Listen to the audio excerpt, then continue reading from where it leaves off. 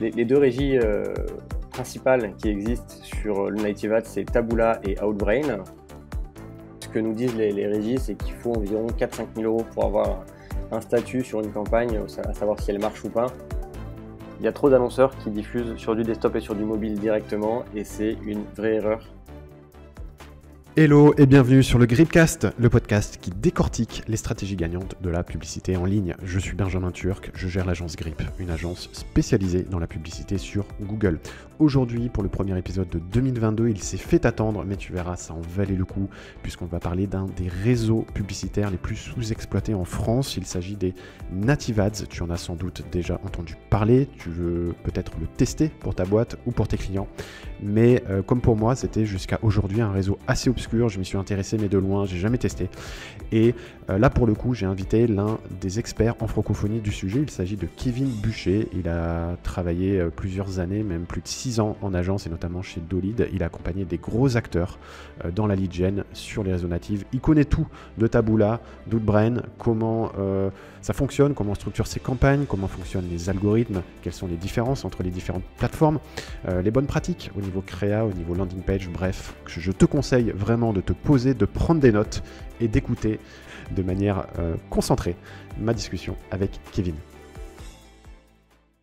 Eh ben écoute Kevin, je suis ravi de t'avoir aujourd'hui. On va parler d'un sujet qui déjà moi m'intéresse particulièrement puisqu'il s'agit des Native Ads, le réseau native, les régies natives.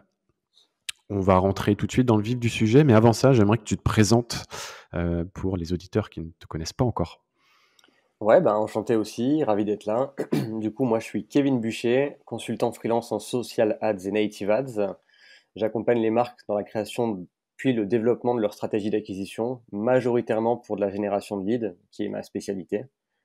Ça fait plus de 6 ans déjà que je travaille dans le digital et plus spécifiquement dans l'acquisition. Et j'ai notamment travaillé pour Pichet, qui est un promoteur immobilier où il y a beaucoup de lead gen, et Doolid, euh, où j'ai eu l'opportunité de gérer énormément de clients sur du Facebook, sur du native. Et c'est là où je me suis spécialisé réellement dans l'acquisition de nouveaux clients sur ces réseaux. En 6 ans, j'ai géré plus de 10 millions d'euros sur le Native Ads et j'ai appris énormément de choses. Et ces réseaux peuvent paraître compliqués de l'extérieur, mais avec une bonne méthode de travail, c'est une aubaine. Quand on veut booster sa croissance, c'est ce dont on va parler aujourd'hui. Bon, c'est bien parce qu'on en parlait juste avant d'enregistrer. Tu m'as dit que, je te disais, c'est vrai que pour moi, les natives, c'était un réseau qui était un peu, qui n'était pas à la mode. C'est vrai, et même d'un point de vue marché, on trouve beaucoup de consultants qui font du Facebook Ads, qui font du Google, un peu moins des natives. Je pense que beaucoup de gens ont beaucoup d'a priori sur ces régies, sur ce réseau. Maintenant, le but, c'est qu'on rentre dans le détail, que tu nous les présentes un petit peu. Alors, qu'est-ce que c'est? Où est-ce que ça diffuse? Quelles sont les grandes plateformes? Ouais, Dis-nous tout. c'est vrai que c'est des réseaux qui sont assez peu mis en avant parce que historiquement, il y avait très très peu de filtres au niveau des annonces et en fait, c'était des réseaux qui étaient utilisés pour faire beaucoup de volume de leads et d'une manière assez peu propre, on va dire, assez crado. Et donc, c'est ça qui a fait la réputation assez mauvaise des native ads. Aujourd'hui, ils essayent de changer ça, mais c'est en cours, ça prend du temps. Les deux régies principales qui existent sur le native ads, c'est Taboola et Outbrain. Donc, c'est quand même deux grosses régies hein, qui sont là pour faire concurrence à Facebook et Google qui ont un petit peu le monopole sur la publicité digitale. Comment ça se passe du coup en fait on va se positionner avec Taboola et Outbrain sur des sortes de recommandations sur des sites médias. Donc en gros en fait on va aller par exemple sur Le Monde ou Le Figaro, qui sont des sources quand même assez quali, hein, faut le dire. Et en bas des articles en fait, en bas du contenu fait par le site, on va avoir ceci pourrait également vous intéresser sur Internet. Donc c'est de la recommandation de contenu et c'est là où en fait on va avoir nos publicités qui apparaissent. Les publicités, elles sont super simples sur Native Ads. On a une image une créa, donc une image ou une vidéo avec une petite headline de 100 caractères maximum qui va être là pour essayer de pitcher un peu l'offre qu'on veut mettre en avant. Et ça s'arrête là. C'est beaucoup plus simple que ce qu'on peut faire sur du Facebook Ads, par exemple. Est-ce qu'il y a des grosses différences entre Taboola et Outbrain, ou est-ce que, même en termes de policy, est-ce que c'est exactement la même chose? Alors, c'est effectivement très proche, mais il y a aussi quelques différences. Taboola est beaucoup moins regardant déjà de ce que j'en sais sur la politique de validation des publicités, à savoir que Outbrain a un petit peu d'avance là-dessus. Ça va changer, hein. Taboola est aussi en train de se mettre au pas là-dessus. Sinon, après, c'est deux réseaux publicitaires qui sont très très proches. La grosse différence, ça va être l'inventaire de diffusion, sachant que dans les deux cas, il y a des exclusivités. Par exemple, Outbrain va majoritairement travailler avec Le Monde, avec Orange, tandis que Taboola va travailler avec Ouest France, Figaro et d'autres. Bien sûr, il y a aussi de l'inventaire commun. Au niveau de la tech, il y a aussi des différences, sachant que Outbrain propose des systèmes d'enchères qui sont un peu différents de ceux de Taboola. Taboola, on est encore sur du CPC optimisé bis, tandis que sur Outbrain, on va avoir des targets CPA ou des enchères 100% automatisées. Faut pas dire forcément que ça marche mieux que sur Taboola, hein. Il y a vraiment deux types de systèmes d'enchères distincts. Et donc, il faut travailler avec les deux. Au niveau des créas, du potentiel au niveau du ciblage, etc., on est exactement sur la même chose à peu de choses près. J'avais entendu parler de Ligatus aussi. Est-ce que Oui. ça, c'est en train de mourir? On n'entend plus trop parler de Ligatus, cette régie. ça a été racheté par Outbrain, en fait, il y a un moment voilà. déjà, si je dis pas de Ok. bêtises. Bon, je suis un peu à la rue. C'est pour ça que tu es là Ouais. d'ailleurs. Pour la petite histoire, Ligatus a été racheté par Outbrain parce que l'objectif était que Outbrain soit racheté par Taboola, en tout cas absorbé par Taboola. Finalement, ça s'est pas fait.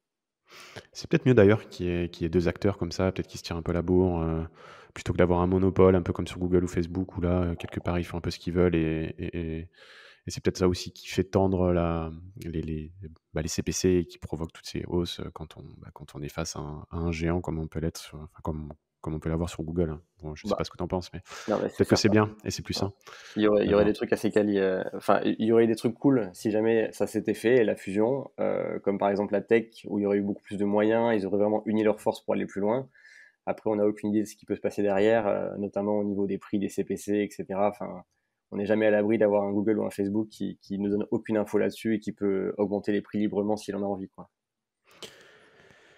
Bon, c'est déjà une bonne introduction. C'est vrai qu'au niveau du fait que beaucoup faisaient des choses crades, je ne sais pas si c'est encore le cas, mais en tout cas, moi, récemment, j'ai vu passer, et je cliquais d'ailleurs, parce que ça me semblait fou d'ailleurs que ce genre d'ads passe, tu sais, où on était renvoyé vers un espèce de domaine parquet avec que des liens AdSense, où en Ouais. fait, on sent que c'est de l'arbitrage. D'ailleurs, c'était souvent pour des industries dans lesquelles les CPC sur Google sont hyper hauts, comme de la serrurerie, où on arrivait, t'avais une ads qui disait vous n'imaginerez jamais combien j'ai payé pour mon ouverture de porte, quelque chose comme ça. Et derrière, tu étais envoyé vers un site parquet, il n'y avait que des liens AdSense. Et donc, j'imagine que là, ce que font les annonceurs, c'est qu'ils espéraient que les clics sur leur native coûtent moins cher à la fin du mois que tous les clics qu'ils auraient engendrés sur leur domaine parquet, quoi. Ouais, c'est exactement ça. Un clic sur Native, donc sur Taboola ou Outbrain, hein, c'est environ 10-15 centimes pour du mobile. On est plutôt sur du 20-30 centimes sur du desktop. Un clic sur la serrurerie sur du Google Ads, c'est 80-90 euros là où il y a le plus de compétition. Donc clairement, en fait, on a de la marge avant d'arriver à atteindre ce prix-là de 90 euros. Et donc l'objectif, c'est qu'ils arrivent à ramener le maximum de trafic possible sur leur page pour qu'il y ait 2-3 clics qui Ouais, passent. sur de l'AdSense. Et ouais, voilà, c'est exactement ça. Après, l'AdSense, c'est peut-être moins cher, je pense, en termes de clics que du CPC sur du search, sachant Ouais, que ouais. derrière, t'as la marge que se prend Google aussi sur le clic. Donc, mais bon, ça doit facilement être plusieurs dizaines d'euros, hein, je pense, Ouais, dans, ouais. dans certains cas. Donc, ils devaient s'y retrouver. D'ailleurs, c'est des ads que j'ai vus pendant très longtemps. Là, j'ai pas checké avant l'enregistrement, Ça existe toujours, hein. Ça existe mais toujours. ouais, du coup, je comprends pas comment de grosses régies comme ça peuvent laisser passer ça. C'est un truc de dingue. Ça existe toujours et pour moi, ça va se raréfier, à savoir que les deux, Taboola et Outbrain, essayent quand même d'assainir leur modèle, leur image aussi. Et donc, ces publicités, elles vont avoir de moins en moins leur place sur les réseaux au fil du temps parce que l'expérience utilisateur est quand même assez mauvaise globalement. Donc, c'est quelque chose qui risque de disparaître pour moi. Ouais, ce serait bien, je pense, même pour l'adoption de ces réseaux, quoi. Par les annonceurs, je parle. De par ton expérience, toi, est-ce que tu as vu des industries où ça marchait particulièrement bien et à l'inverse, d'autres où, malgré tous tes efforts, que ce soit dans ton expérience là, de consulting ou quand tu étais en agence, où il y en a par contre où c'est très compliqué à faire fonctionner? Alors, déjà, on peut faire la distinction entre le e-commerce et le lead gen. Ces réseaux sont majoritairement utilisés par les générateurs de leads aujourd'hui.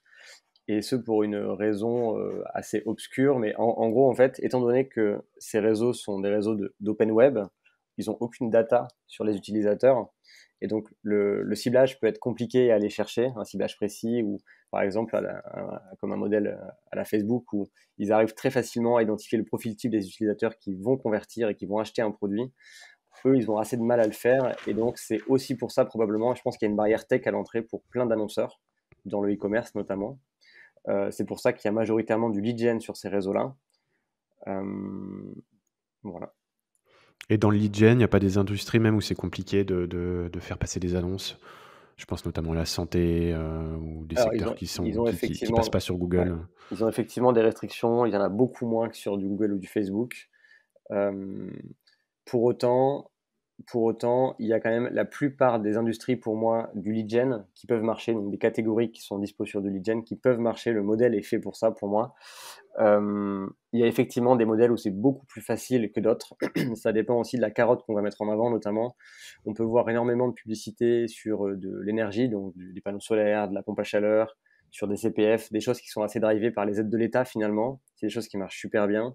Mais on va aussi avoir d'autres industries comme de l'assurance qui marche très bien, du Pinel. Voilà, ces choses-là, avec une carotte qui est quand même assez forte, soit des économies, soit quelque chose en plus qui va aider. Pour d'autres industries, ça peut être plus compliqué, là où il n'y a pas ces drivers, on va dire, qui vont vraiment faire cliquer. Ouais. Donc là, on est vraiment sur des grosses promesses. Est-ce que tu te rappelles d'avoir eu des clients dans des industries que toi, qui te semblaient un peu what the fuck, entre guillemets, et que tu as réussi à faire fonctionner? Parce que c'est vrai que quand on parle de Pinel, CPF et compagnie, on se dit, bah ok, c'est que des gros acteurs dans des industries qui sont déjà très, très, comment dire, enfin, on voit des ads partout hein, pour ce genre de dispositif. Est-ce qu'au contraire, il y a des niches peut-être que toi, tu as vu marcher et qui sont encore peut-être sous-utilisées sur ces réseaux? Parce que bon, c'est vrai que CPF, c'est un peu, et puis les énergies, c'est un peu ce qui vient tout de suite hein, quand on pense à de la lead gen, mais est-ce qu'il y a d'autres thématiques peut-être un peu moins à la mode en ce moment, mais que toi, tu as vu vraiment très bien marcher sur les natives? Bah, moi, j'ai vu deux, trois trucs qui étaient quand même assez intéressants, je trouve, et sur des industries, enfin, sur des catégories donc on n'a pas l'habitude de voir. Le premier, donc c'est pas moi qui l'ai géré, bien sûr, hein, mais c'est du Lidl. Lidl, c'est un des plus gros annonceurs qui Ah existe ouais. sur le native, suivi de très près par Monoprix. Et en fait, ces deux acteurs-là, eux, font du téléchargement de catalogue. C'est des choses qui n'existaient pas trop avant. Enfin, c'était vachement papier. Aujourd'hui, c'est très digital. Et du coup, ils profitent de ces réseaux-là, en fait, pour vraiment faire télécharger en masse leur catalogue. C'est assez intéressant parce qu'en fait, ils ont créé un modèle à eux-mêmes, hein, vraiment en faisant ça. Donc, ils ont vraiment adapté le physique au digital et ça marche super bien, sinon ils ne dépenseraient pas autant. Et plus récemment, j'ai vu d'autres acteurs qui étaient assez intéressants, en fait, qui ont créé leur propre catégorie. Je pense à Matera, notamment sur du Native Ads, qui eux, en fait, font une sorte de syndic de copro nouvelle génération. Et du coup, ils basent une bonne partie de leur acquisition sur du Native Ads, à en croire les chiffres qu'on voit sur les outils de competitive intelligence. Et donc, c'est assez intéressant, en fait, parce que cette catég, elle n'existait pas. Et eux, ils ont créé leur propre modèle, leurs propres règles. Ce qui est intéressant, en fait, ça veut aussi dire que il n'y a pas vraiment de limite sur les catégories qui marchent ou qui marchent pas. C'est aussi la créativité de chacun et comment sont gérés les comptes qui va faire que ça marche ou ça marche pas et qu'on crée un modèle qui marche ou pas. C'est vrai que je pensais à l'immobilier et à tout ce qui tourne par exemple aux estimations. Ouais, ça c'est des choses que je vois rarement, mais qui potentiellement pourraient marcher. Euh, ok, est-ce qu'il y a un budget minimum pour se lancer? Quelqu'un qui enfin un petit acteur, une petite entreprise qui fait déjà un peu de lead gen, qui fait déjà un peu de Facebook, de Google et qui aimerait tester. Moi, j'ai toujours eu en tête, hein, j'ai plein d'a priori sur les natives, donc c'est bien qu'on puisse toutes les débunker, comme on dit. Pour moi, c'est vrai que c'est un réseau qui demande beaucoup d'investissement, du moins au départ, parce que, bah, comme tu l'as dit, et je pense qu'on y reviendra un petit peu après sur les différents types de ciblage qui sont disponibles, de par le fait qu'on n'a pas trop d'infos, qu'il y a des algos peut-être qui sont moins évolués, beaucoup moins que sur du Facebook ou du Google, peut-être que ça nécessite des phases de test et d'apprentissage qui sont plus longues et donc peut-être de cramer un budget plus important au démarrage. Est-ce que c'est ton avis aussi? C'est vrai qu'il y a une vraie barrière à l'entrée qui est le budget à investir pour que ça marche. En gros, en fait, ce que nous disent les régies, c'est qu'il faut environ 4-5 000 euros pour avoir un statut sur une campagne, à savoir si elle marche ou pas. 4-5 000 euros, c'est une vraie barrière pour plein d'annonceurs. Quand on débute et qu'on fait un petit peu de Facebook Ads, un petit peu de Google, ça nécessite moins de budget pour avoir de la perf, pour aller chercher de la perf en tout cas. Sur Facebook, je vois plein de clients qui dépensent moins de 1 000 euros par mois et qui arrivent quand même à générer de la croissance avec. Sur du native, c'est beaucoup plus compliqué parce qu'en fait, la techno derrière nécessite un apprentissage plus long parce qu'il y a moins de data. Et en parallèle, en fait, il faut arriver à vraiment trouver le bon angle d'attaque au niveau marketing, vraiment au niveau de ce qu'on met en avant, de la promesse. Il faut qu'elle soit une promesse forte. Il faut que tous les éléments de la landing page soient aussi adaptés au native ads, qui est un modèle qui est quand même assez particulier. On en parlera probablement plus tard. Donc, ça nécessite de l'argent, effectivement. Par contre, il y a aussi la possibilité de diffuser avec moins quand on commence, si jamais les catégories qu'on aborde sont déjà assez développées sur le native ads. Par exemple, je suis un acteur du solaire. Demain, en fait, je me lance sur du native ads. Je vais aller voir ce que fait la concurrence. Je vais gagner du temps énormément en essayant de m'inspirer de ce qui marche déjà sur le marché. Si jamais demain, je suis un nouvel acteur d'un nouveau marché que je suis en train de créer je sais pas, on va dire, dans l'immobilier ou quelque chose comme ça, eh ben, il va falloir partir de zéro. Donc, en fait, c'est beaucoup plus long, ça nécessite plus d'argent. Et c'est pour ça que c'est assez compliqué quand on n'a pas le budget pour se lancer sur ce réseau. Ouais, je comprends. Tu parlais d'outils là, juste avant. Tu parlais aussi de s'inspirer de ses concurrents. Je voulais y venir là sur les outils, mais on peut en parler du coup tout de suite. Il y a des outils qui existent pour justement faire de l'étude de concurrence, des estimations peut-être de budget dépensé par des gros annonceurs sur le native. Est-ce qu'il y a Ouais, des outils qui absolument. peuvent aider? Alors, il y a un outil. Moi, j'utilise 2 outils en général. Il y en a un premier qui s'appelle Adplexity, qui est en fait là pour. Donc, c'est un système avec un moteur de recherche via des mots-clés. Donc, on tape nos mots-clés et ensuite on a les publicités qui sont apparentées, qui sortent. Et du coup, ça nous permet en fait de voir ce qui diffuse sur le marché. C'est un outil que je trouve assez imprécis par contre. Et du coup, j'utilise majoritairement un deuxième outil qui s'appelle Adbit. Adbit, Ouais. c'est un outil qui est assez intéressant parce que beaucoup plus précis pour moi en fait sur le nombre d'impressions qui remontent par publicité qui est affichée. Et du coup, en fait, ça nous permet déjà de jauger un petit peu qu'est-ce qui a été beaucoup diffusé, qu'est-ce qui n'a pas été beaucoup diffusé. C'est assez intéressant aussi parce que c'est le seul outil que j'ai trouvé qui permet d'avoir une estimation du budget dépensé par ad, par LP. Et du coup, en fait, ça nous permet de voir quels sont les gros annonceurs, comment ils fonctionnent, qu'est-ce qu'ils mettent en avant. Et donc, c'est des outils qui peuvent nous faire gagner énormément de temps. C'est super facile de se planter sur le native quand on commence. Et donc, c'est assez intéressant de pouvoir en fait vraiment étudier ce que va faire la concurrence. L'objectif n'est pas du tout de plagier, mais par contre, ça va être de voir en fait quel est le type de landing page qu'ils mettent en avant, quel est le type de contenu qu'ils mettent en avant, comment ils tournent leur publicité au niveau de la créa, au niveau de la headline, du copywriting, et de voir en fait quelles sont, on va dire, les bonnes pratiques sur ces réseaux-là pour arriver à avoir de la perf le plus rapidement possible. Adbit, pour moi, c'est un tool américain. Ouais. Et généralement, avec ce genre d'outils, on a des infos qui sont très peu précises sur le marché français. Est-ce que quand tu dis que c'est précis, c'est quand même. J'ai pas eu des. Ouais, Ouais. j'ai travaillé sur la France, mais sur beaucoup d'autres pays européens avec cet outil-là et aussi les US. Et la France est quand même assez bien lotie, je trouve, par rapport à d'autres pays. Enfin, je pense notamment à la Suisse où on trouve très très peu d'infos. La Belgique aussi. La France, il y a quand même beaucoup d'infos dispo et on a une bonne base de benchmark. Voilà. Ok, donc Adplexity et Adbit. Bon, on Ouais. mettra les liens dans tous les cas dans les notes de l'épisode pour ceux qui voudront aller voir. Donc là, on a parlé des outils. Maintenant, on va rentrer dans le dur et dans les plateformes.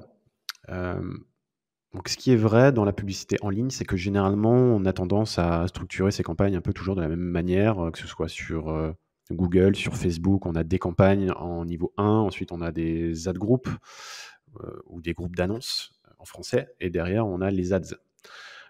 Et généralement, on a différents paramètres au niveau de l'ad group, au niveau de la campagne.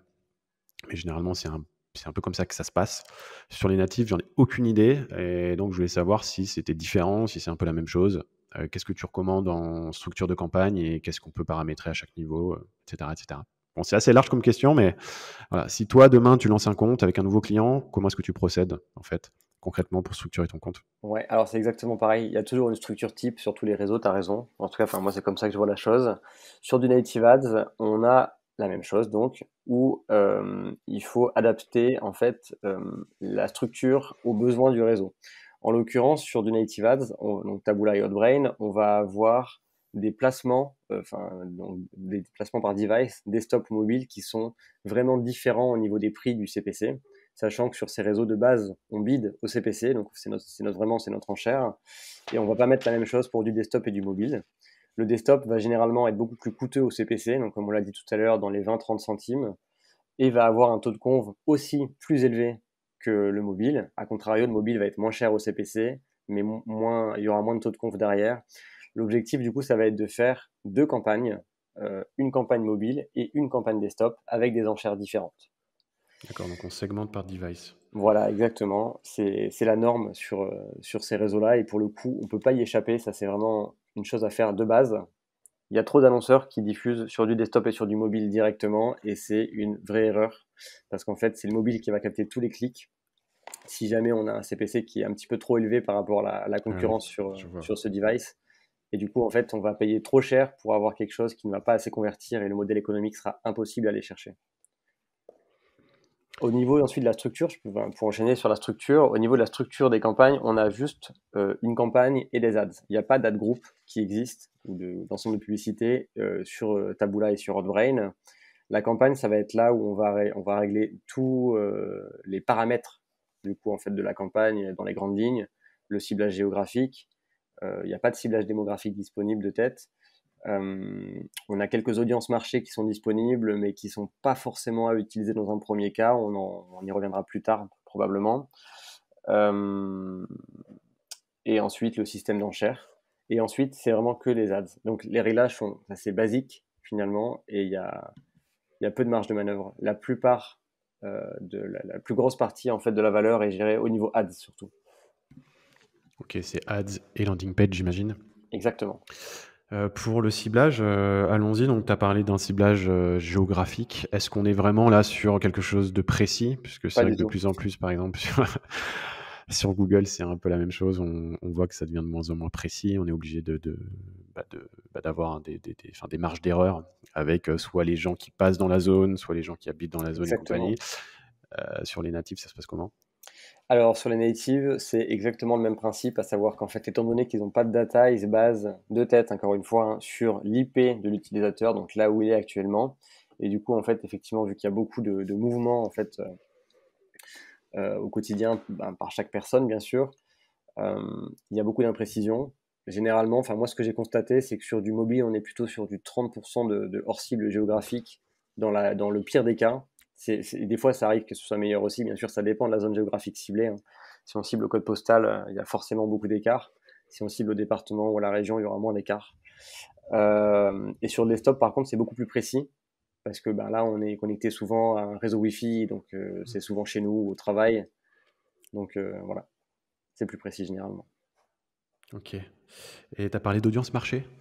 Ouais. C'est quoi ces audiences Alors, en marché? fait, ils travaillent avec 2 types d'audiences, Taboola et Outbrain. Il y a des audiences disponibles par ces réseaux-là directement, donc c'est des audiences propriétaires. Ce qui est assez sympa, c'est que c'est des audiences qu'on peut utiliser gratuitement parce qu'elles sont fournies en fait par ces réseaux directement. Et ensuite, il y a des audiences plus précises sur des segments vraiment assez fins qui permettent d'aller dans la granularité du ciblage, qui sont fournis par des data providers. Il y en a, ils travaillent avec énormément de data providers. Et par contre, quand on utilise ces audiences-là, on va devoir payer un supplément de CPC qui est assez faible, mais qui est quand même à compter, bien sûr. Hein. Donc, c'est à étudier, savoir si jamais c'est plus pertinent de passer par des audiences ou ne pas mettre d'audience. Moi, j'ai l'habitude de ne pas mettre d'audience dans un premier temps. Je réserve ça en fait à des campagnes qui scalent très fort pour aller plus loin et plus précisément sur l'audience que je veux cibler. Mais quand je commence, c'est toujours sans audience pour moi. Donc là, j'aurais 2 questions par rapport à ça. Du coup, donc tu démarres avec une campagne sans audience. Est-ce que si tu veux la scaler, tu gardes la même campagne et tu rajoutes une audience? Ou est-ce que tu la dupliques, par exemple, et tu prends le même ciblage, mais avec des audiences comment est-ce que tu Alors, procèdes? une fois qu'on a de la stabilité dans les résultats, parce qu'en fait, c'est ça qui va déterminer si on peut scale fort ou pas. S'il y a beaucoup d'instabilité, on va pas bien sûr augmenter le budget. Si jamais en fait tout se passe bien, donc le CPL est super bon, là on va pouvoir augmenter le budget de la campagne de base. Et ensuite, on va pouvoir, pour moi, créer de nouvelles campagnes avec des ciblages plus granulaires. On touche jamais ce qui marche, en tous les cas. C'est la règle. Mais ouais, on va aller créer de nouvelles campagnes avec un ciblage plus précis qui va permettre d'être une extension de ce qui est déjà en place actuellement. D'accord. Et tu vas te permettre peut-être de bider un petit peu plus fort si tu vois que l'audience répond bien. Donc, Exactement, ouais. exactement. En gros, en fait, sur Taboola et sur Hotbrain, un des KPI principaux à suivre, c'est le CTR, le taux de clic. Et du coup, un des objectifs de cibler via des audiences va être aussi d'aller chercher un CTR qui est plus élevé, étant donné que le message sera, enfin, si on arrive à vraiment isoler notre profil type et qu'on cible ce profil type via des audiences, le message devrait davantage intéresser et du coup, on peut aller chercher un CTR qui est plus élevé. L'un dans l'autre, vu que si on a un CTR plus élevé, on sera plus compétitif et donc on aura un CPC plus faible nécessaire pour diffuser. Et du coup, en fait, on pourrait être totalement égal avec une campagne plus large. Maintenant, c'est la théorie, il faut que dans la pratique, ça soit fait et c'est beaucoup plus dur à faire qu'il n'y paraît. Et quand on parle de data provider, est-ce que tu as des noms sur ces data providers ou est-ce que c'est des données qui sont anonymisées, donc tu sais Non, non. jamais On d'où a, vient la data et tu peux du coup choisir parmi les providers qui sont les plus quali de par ton expérience et dire bah, je vais prendre cette data-là ou cette audience-là de tel data provider on a le puisque nom de les meilleurs. tous les data providers et de tous les segments d'audience disponibles sur le marché. Ok. Et de par ton expérience, est-ce que tu as repéré des data providers qui fonctionnent mieux que les autres? Non, j'ai jamais eu la certitude que ce data provider était meilleur que d'autres. Euh, j'ai pas cette info-là, non. Donc tu disais sinon que tu pilotais surtout via le CTR. Est-ce que c'est une combinaison du CTR CPL? Est-ce que tu optimises d'abord pour le CTR et après pour le CPL? Alors, il faut savoir un truc, c'est que sur ce réseau, en fait, pour moi, la clé est le CTR, dans le sens où, en fait, le CTR va conditionner le CPM. Le CPM sur ce réseau, pour moi, du coup, est la clé de la compétitivité. Enfin, c'est notre indice de compétitivité d'une certaine manière, parce qu'il entremêle le CPC et le CTR. Le CPC, bah, c'est super facile de l'augmenter, bien sûr, hein, parce que c'est chez nous. Par contre, on va payer très rapidement plus cher si on augmente le CPC. Donc, l'objectif, si on veut maximiser les performances, ça va être d'aller travailler le CTR pour essayer de booster notre CPM, sachant que plus le CPM va être élevé, plus les sites sur lesquels on diffuse vont pouvoir se rémunérer aussi avec le RPM. Donc, le RPM, c'est le revenu par 1000. Nous, de notre côté, on a le CPM qui est le coût par 1000. C'est exactement le même KPI, sauf qu'il y en a un qui gagne, l'autre qui paye. Et donc, plus on va arriver à avoir un CPM élevé, plus on va arriver à diffuser tant sur des placements qui sont quali. Donc, par exemple, on va pouvoir se positionner sur les mêmes sites, comme le Figaro, en haut de page vs en bas de page. Et ensuite, on va aussi avoir du coup plus de potentiel de diffusion avec un CPM plus élevé. Et du coup, quand on veut scale, on va être obligé d'aller chercher un CPM plus élevé. Si jamais on veut pas que nos coûts explosent, il faut qu'on passe par le CTR. Et donc qu'est-ce qu'un bon CTR et un bon CPM? Alors, La question ça dépend de chaque marché. C'est Bien sûr, ça une dépend. question qui est assez large pour le coup et qui est très dure. Qui est très dur de donner, c'est très dur de donner une réponse. Maintenant, de ce que je vois majoritairement sur le marché, sur du mobile, il faut qu'on soit aux alentours de 0,5, 0,6, 0,7 de CTR et environ 90 centimes, 1 euro de CPM quand on veut aller chercher beaucoup de scale. Toutefois, après, il faut vraiment se baser sur l'historique des campagnes, commencer à diffuser et voir ensuite qu'est-ce qui est bon pour nous, qu'est-ce qui n'est pas bon. C'est vraiment le seul moyen d'être assez précis dans cette réponse. Et sur desktop? Sur desktop, c'est plutôt un CTR plus bas, mais un CPM un CPM qui est assez égal finalement, parce qu'on va avoir un CPC qui est beaucoup plus haut naturellement. Donc, on peut diviser par 2 le CTR généralement sur desktop. Si jamais on est à 0,6 sur mobile, si jamais on arrive à atteindre 0,3 sur desktop, c'est super. Ok, c'est des bonnes infos. Sinon, par rapport au ciblage, est-ce qu'on peut cibler des sites en particulier? Par exemple, moi j'ai envie de diffuser uniquement sur le Figaro, uniquement sur Le Monde. Alors, Est-ce que ça c'est possible? C'est possible, mais du coup, il faut bien sûr être prêt à payer le prix de ça, à savoir que Le Figaro a des impressions disponibles et que plein d'annonceurs veulent ces impressions-là aussi. Et donc, si jamais on veut prendre plus d'impressions que les copains, ben, il faut payer plus toujours, hein. Euh, c'est Ouais, la donc règle. Mais c'est possible en fait d'avoir un système de whitelist. C'est pas disponible via l'interface directement. Par contre, c'est déjà arrivé qu'on passe par ce système-là via les account managers Taboola et Outbrain. d'accord. Après, il faut peut-être avoir un niveau de dépense assez élevé pour avoir accès à ces whitelists, non, j'imagine. Oui et non, ça dépend de l'account manager. Mais par contre, il est assez facile d'avoir un accompagnement sur ces réseaux. Il faut en fait qu'on passe par un commercial pour ouvrir le compte. Si jamais on l'ouvre en self-service, il n'y aura pas d'accompagnement. Et il faut qu'on s'engage sur une dépense qui n'est pas, enfin, il y a pas il y a pas d'obligation de dépense, mais il faut s'engager sur une dépense qui est assez élevée de tête. Je crois que c'est 5 000 euros, quelque chose comme ça, pour avoir en fait un accompagnement voilà, sur chaque réseau. Ok. Et donc toi, donc pour en venir à la manière dont tu lances tes campagnes, tu ne mets quasiment aucun ciblage, ça veut dire même pas de ciblage d'emplacement. Non, non, non, il n'y a pas de ciblage d'emplacement sur ces réseaux. On a Ah oui, ça juste le je suis choix du d'accord. device. Et en fait, après, on a un inventaire de diffusion, donc qui sont une liste de sites sur lesquels on n'a pas la main, excepté si jamais on sélectionne un inventaire qui est très précis, comme par exemple les 10 sites, les 10 plus gros sites médias, etc. D'accord, mais ça passe encore une fois par la waitlist. Voilà, exactement. Mais sinon, Ok. ouais, c'est quand je lance une campagne le plus large possible. L'objectif, ça va être d'aller laisser l'algorithme trouver ce qui marche ou ce qui marche pas, et nous, de notre côté, délaguer en fait sur les sites qui sont vraiment pas quali. Il y en a un paquet. Donc l'objectif, ça va être d'aller virer tous ces sites qui ne sont pas utiles et qui n'apportent pas de performance. Par contre, pour bien sûr pouvoir enlever ces sites, il faut d'abord dépenser. Donc il faut être prêt à perdre pour gagner derrière. C'est la règle. Et c'est aussi pour ça qu'en fait que le budget nécessaire pour lancer des campagnes est plus coûteux que sur les autres réseaux, parce que tu as tout cet élagage à faire d'abord. Ouais, je comprends. Ouais, c'est ça. C'est payé pour voir, quoi. Et là, c'est d'autant plus vrai sur les, sur les natives. Exactement. Et donc, laisser l'algo, voir ce qui marche et ce qui marche pas. Tu nous as dit qu'il y avait des subtilités dans la manière dont tu pouvais, dont l'algo fonctionnait. Tu nous as parlé de target CPA sur Outbrain. Enfin, target CPA, en tout cas, ce qui se rapproche un petit peu d'un CPA cible sur les autres Ouais. plateformes et d'un CPC optimisé sur Taboola. Donc, j'imagine que lorsque les campagnes tournent et que tu commences à accumuler de la data, par exemple, sur Outbrain, tu mets un CPL cible et c'est l'algo derrière qui va se démerder avec ton objectif. Ouais, exactement. Alors attention après, l'algo marche assez bien généralement quand on va aller chercher du scale.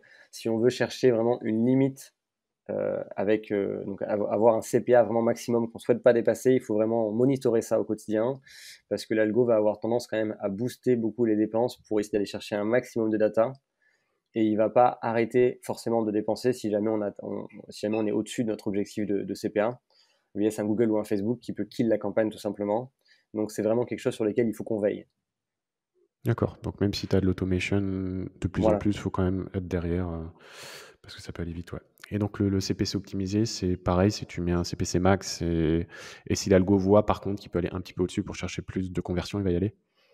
En fait, donc ça s'appelle le smart bid chez eux, le CPC optimisé. Et du coup, en fait, ce smart bid va pouvoir aller bider jusqu'à 100% supérieur ou inférieur euh, à notre CPC de base. Donc en fait, on a deux niveaux pour gérer le CPC sur Taboola.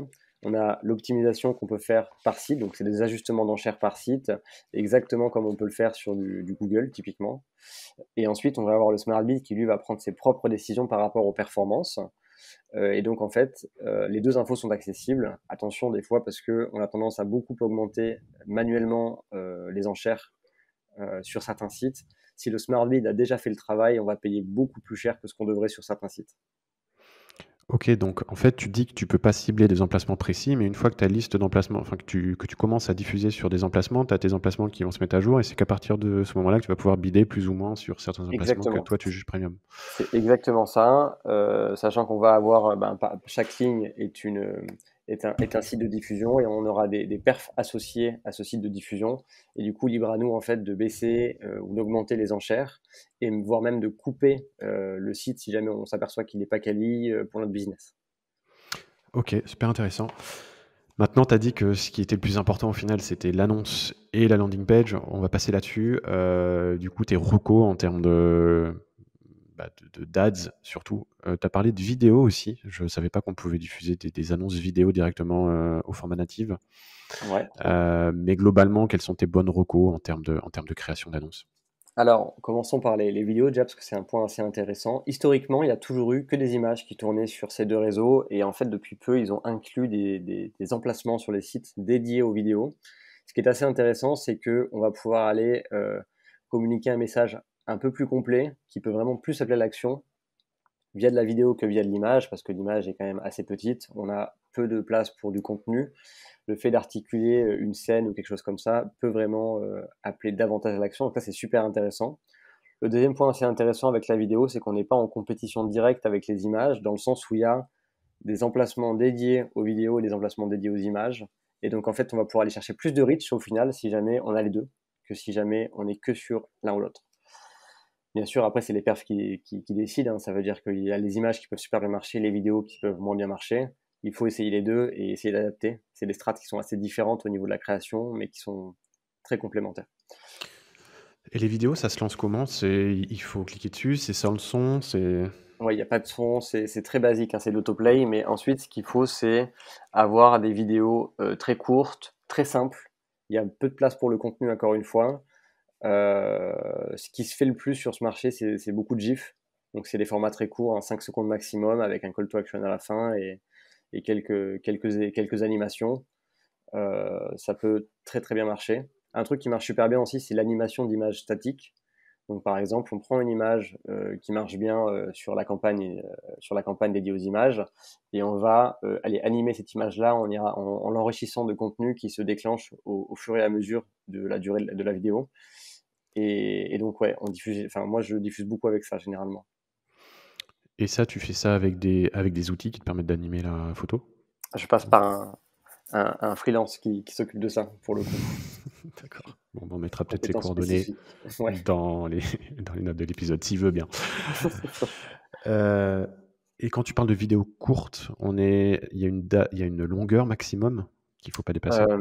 À confirmer, je l'ai pas en tête. Je l'ai pas en tête, mais il y en a une effectivement. Après, il faut garder en tête que plus c'est court, mieux c'est pour moi pour ces deux réseaux-là, dans le sens où en fait les utilisateurs vont avoir très peu de temps pour voir la vidéo, sachant qu'il n'y a pas de son, c'est en petit. Plus ça va être long, plus on va perdre l'attention de l'utilisateur très rapidement. Alors maintenant, la landing page, alors ça, c'est quelque chose pour lequel j'ai beaucoup d'a priori pendant un moment. Et c'est aussi pour ça, moi, que je ne m'y suis pas mis tout de suite, puisque pour moi, il fallait vraiment avoir une landing page déjà qui matchait plus ou moins avec le média sur lequel étaient les internautes, donc quelque chose plus du genre publi reportage, très copyrighté, tu vois, quelque chose qui fasse assez neutre, en fait, hein, où on ne voit pas trop l'annonceur. Justement, si ça te va, je pense que ça peut être intéressant si on parle de la publicité, enfin des pubs en général. Donc Ouais, vraiment sur les images et les headlines, parce qu'il y a une vraie importance à ça aussi. Enfin, c'est la majeure partie de la strat créa. Donc je on pense va que pas ça peut brûler avoir les étapes. Allons-y, ouais. ouais, ça a mon impact. Donc du coup, ensuite au niveau des créas en général et des ads, pour la partie image, ce qu'il faut, c'est être le plus catchy possible, tout en tout en ne dégradant pas l'image de marque, hein. L'objectif, c'est pas du tout d'être trompeur dans l'idée. Par contre, il faut vraiment qu'on soit très catchy dans l'approche, parce que encore une fois, ça va driver le taux de clic, et donc c'est ça qui va nous aider à scale et avoir de meilleurs résultats derrière. Il y a sur Taboola Trend des exemples de headlines qui sont assez intéressantes à utiliser, et ils montrent justement plusieurs formats plusieurs modèles de comment on peut tourner une information dans un sens ou dans l'autre, et justement l'adapter en fait à ces réseaux-là. Donc c'est super intéressant. Il y a aussi un estimateur de CTR disponible sur Taboola Trend qui est assez intéressant aussi. Ça peut vous permettre en fait de vous faire une idée de là où vous pouvez vous situer entre plusieurs headlines si vous avez des doutes. Maintenant, la clé pour ce réseau, comme tous les autres réseaux où il y a de la créa, c'est de faire des tests. Je vois beaucoup trop de clients que j'accompagne quand je fais l'audit au début, où en fait il y a très très peu de créa qui sont mises en avant, très peu de headlines, et du coup en fait l'algorithme doit faire avec deux images de headline, donc ça fait quatre publicités en tout. C'est beaucoup trop peu pour arriver à avoir de la performance. L'objectif, ça va être de comprendre en fait qu'est-ce qui marche et qu'est-ce qui marche pas, tant dans les headlines que dans les images. Et du coup, pour ça, il faut faire des tests, il faut tout tester et essayer de voir en fait là où on peut aller chercher le plus de performance, qu'on va appeler les drivers de performance. C'est des tournures de phrases qui vont mieux marcher, c'est des images, des styles d'images qui vont mieux marcher. Et ça se passe uniquement via les tests. Il faut vraiment pas lésiner là-dessus, c'est l'élément clé de la stratégie pour moi.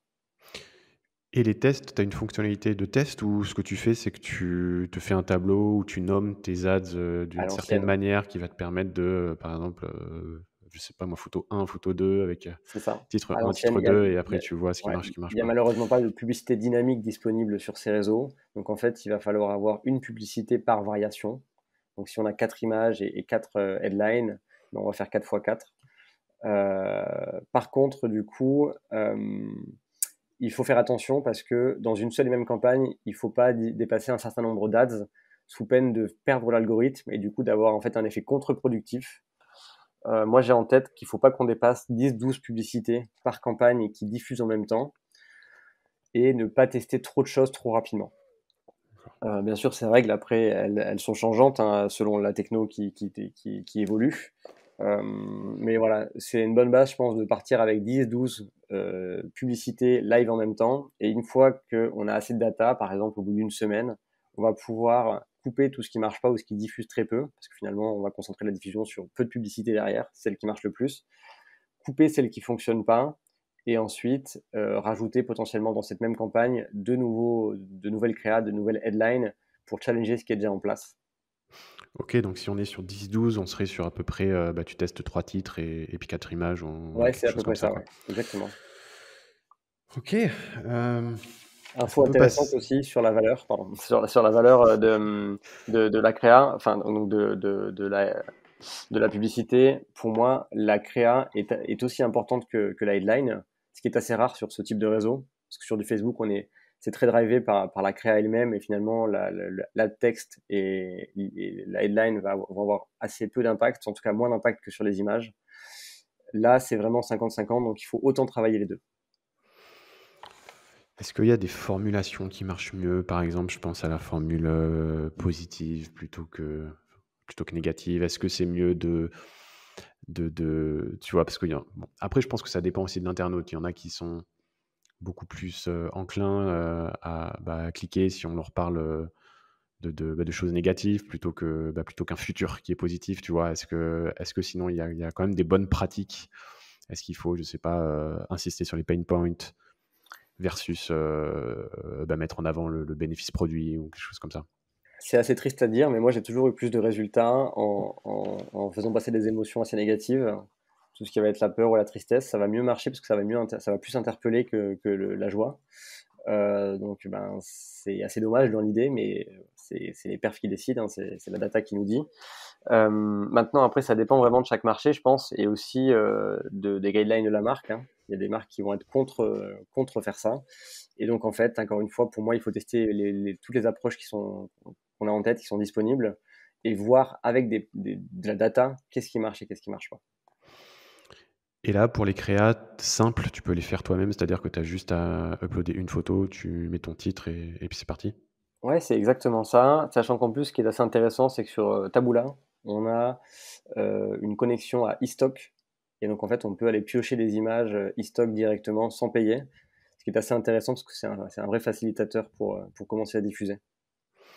Donc, si jamais toi, tu devais te lancer, que tu avais très peu de budget, sur quelle plateforme tu te lancerais? Taboola, Outbrain, Moi, je me lancerai sur les deux en même temps, les pour deux? la simple et bonne raison qu'ils n'ont pas les mêmes inventaires au niveau des sites. Et donc, qu'il peut y avoir vraiment un réseau qui marche mieux que l'autre euh, de manière assez disparate.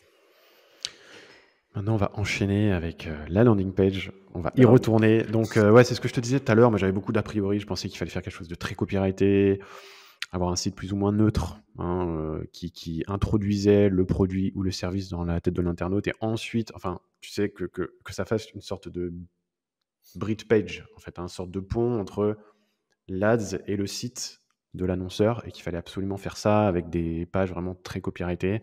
Donc, c'est un peu ça, moi, qui me faisait penser que déjà il y avait un gros travail de copywriting à faire et que ça pouvait prendre du temps, fallait des capacités, enfin fallait des skills en fait hein, assez spécifiques. Et de plus en plus, parce que bon, je m'amuse souvent à cliquer sur ces annonces et j'ai l'impression que de plus en plus, et dans les domaines qu'on a cités tout à l'heure, comme l'énergie, qui sont en plus des secteurs qui dépensent beaucoup, je suis de plus en plus redirigé vers des simples formulaires sur une page où il n'y a pas grand-chose, il y a peu de texte. Et donc, au final, je me dis, est-ce que ça n'a pas changé aussi? Est-ce qu'on est de plus en plus sur clic, direct formulaire voilà. Est-ce que ça a changé aussi d'après ton vécu, ton expérience? Et c'est quoi les bonnes pratiques là-dessus sur la page de résultats? Enfin, sur la landing. Effectivement, on est beaucoup basé sur des LP qu'on va appeler éditoriales, donc avec beaucoup de contenu sur Native Ads, et c'est pour la simple et bonne raison qu'on a majoritairement tendance à cibler des utilisateurs qui sont non intentionnistes, qui n'ont pas d'intention dans l'action, parce qu'en fait, ils n'ont jamais demandé à avoir une publicité sur tel produit ou tel service. Et donc l'objectif, en fait, c'est qu'une fois que l'utilisateur arrive sur la page, il soit réchauffé naturellement par le contenu. L'objectif, c'est de maximiser l'intention qu'il y a derrière avec les bons mots. Donc il y a effectivement, dans plusieurs cas, besoin d'avoir des skills en copywriting, parce que c'est ça qui va faire la différence entre une bonne page et une mauvaise page. Une bonne page va générer un bon taux de conversion et une mauvaise un moins bon. L'objectif, ça va être d'aller chercher les meilleures perfs possibles en termes de taux de conversion. Ça peut être une vraie différence au niveau des perfs. Par contre, je vois de plus en plus de cas, et j'ai des exemples en tête, où en fait, on a des LP beaucoup plus simples, avec un petit peu de contenu, mais qui ressemble davantage à une landing page plus classique qu'on peut voir sur du Google ou du Facebook, avec un formulaire intégré qui marche tout aussi bien. Il faut tester les deux encore une fois. C'est ça la clé pour voir en fait ce qui marche ou ce qui marche pas pour chaque marché. Sachant que plus le marché va être un marché de niche, plus il va falloir du contenu pour moi, dans le sens où il va falloir vraiment faire comprendre l'offre qui n'est pas très grand public, très connu du marché encore. VS, si on est sur des marchés qui sont très développés, les énergies, les CPF, etc.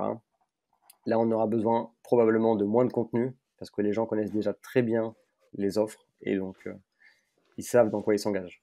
D'accord, donc c'est vraiment lié à la maturité aussi du marché, du Je produit, quoi. pense. Très bien. Toi, c'est des choses que tu fais aussi pour tes clients? Tu rédiges les pages, tu passes par des prestats? Ouais, bien sûr, je travaille avec une équipe qui gère ça en fait, et soit le client souhaite internaliser, si jamais il a les compétences en interne pour le faire, sachant qu'on peut tester avec peu de choses finalement, il n'y a pas forcément besoin d'être copywriter pour faire une ELP, hein. Par contre, une fois qu'on veut commencer à passer à l'échelle, qu'on veut scale, aller plus loin dans la stratégie, c'est bien de pouvoir externaliser certaines parties, notamment le copywriting, pour maximiser les performances. En fait, en passant par des spécialistes, on a souvent du contenu qui est plus quali, plus adapté à ce dont on a besoin pour maximiser le taux de conversion, et donc souvent l'opération est très rentable. Est-ce qu'il y a des spécificités sur le copywriting d'une page dédiée aux natives versus le reste? Non, en fait, il faut du contenu qui est là pour vraiment informer, mais ensuite aussi diriger vers l'action très rapidement. Le piège, c'est d'être trop dans l'information, parce que en fait, là, si on est trop dans l'information, on ne va pas générer d'action derrière, sachant que le seul objectif de la campagne native, dans la majeure partie des cas, va être la performance. On peut aussi faire du branding, bien sûr, mais là, on est dans une autre logique. Quand on parle de performance, voilà, il va falloir vraiment inciter à l'action très rapidement. Donc, il faut que ça passe par des call to action, il faut que le contenu soit adapté à en fait rediriger vers les actions pour que très rapidement l'utilisateur passe à l'action tout simplement. Bon, avec tout ça, je pense qu'on est paré, on est prêt là à y aller. C'est top. Merci en tout cas pour toutes les infos. Maintenant, j'ai une dernière question là que je pose à tous mes invités. Est-ce qu'il y a une erreur courante, enfin une idée reçue, pardon, que tu vois souvent passer dans le domaine des natives? Ouais, c'est sûr, la gestion des inventaires de diffusion. J'en ai tout le temps, à savoir que la plupart des clients, idem, quand je fais l'audit au début, je vois qu'en fait, ils ont tué plein de bonnes sources, donc plein de bons sites de diffusion en faisant des ajustements d'enchères trop agressifs. Il n'est pas rare que, étant donné qu'en fait, c'est très relié à l'actualité, certains sites, en période d'élection, en période de forte où il y a beaucoup de nouvelles dans le monde. Enfin, par exemple, l'Ukraine, tu vois, actuellement, avec les tensions entre la Russie et les US, ça fait parler. Et du coup, en fait, ça amène plein de curieux sur les sites, des gens qui sont juste là pour consommer du contenu, mais qui sont pas dans une routine où les algos peuvent travailler avec davantage de connaissances, en fait, sur chaque utilisateur. Et donc, on a tendance à avoir énormément d'impressions, mais finalement peu d'actions. Et du coup, dans ces périodes-là, on a tendance à trop souvent en fait baisser les enchères trop agressivement sur certaines sources. Le problème, c'est que dès que ça revient à la normale, l'ajustement est fait et du coup, la source ne diffuse plus, alors que c'était historiquement une très bonne source. Pour pallier à ça, tous les 2-3 mois, le bon réflexe à avoir, c'est de reset les sources qui historiquement ont beaucoup dépensé et qui ont des ajustements d'enchères trop élevés vers le bas ou vers le haut, de sorte à repartir un petit peu d'une base neuve pour garder un inventaire en bonne santé. Ouais, puis c'est peut-être aussi lié assez au référencement des sources. Il y en a peut-être qui peuvent monter, qui peuvent baisser. Exactement. Ouais, c'est super intéressant. Où est-ce qu'on peut te retrouver? En plus, tu m'as dit avant d'enregistrer que tu étais devenu consultant indépendant. Donc pour les personnes qui auraient envie de creuser le sujet, mais de ne pas faire eux-mêmes, où est-ce qu'on peut te retrouver sur Internet et te contacter? Avec plaisir, c'est sur LinkedIn ou sur Malte. Voilà, je suis assez dispo. Si vous avez des questions, n'hésitez pas, je serais ravi d'y répondre, d'échanger avec vous sur le sujet. Et puis si vous avez besoin d'accompagnement, idem. N'hésitez pas à me contacter et puis on en parlera. Eh ben, c'est très bien. On mettra dans tous les cas tous les liens dont on a parlé dans l'épisode en note sur le site podcast.grip.fr. En tout cas, Kevin, c'était un plaisir. J'ai appris beaucoup de choses, j'imagine que tous les auditeurs aussi. Et puis, sûrement à la prochaine. Merci à toi et puis à la prochaine. Merci Kevin. Ciao. Salut.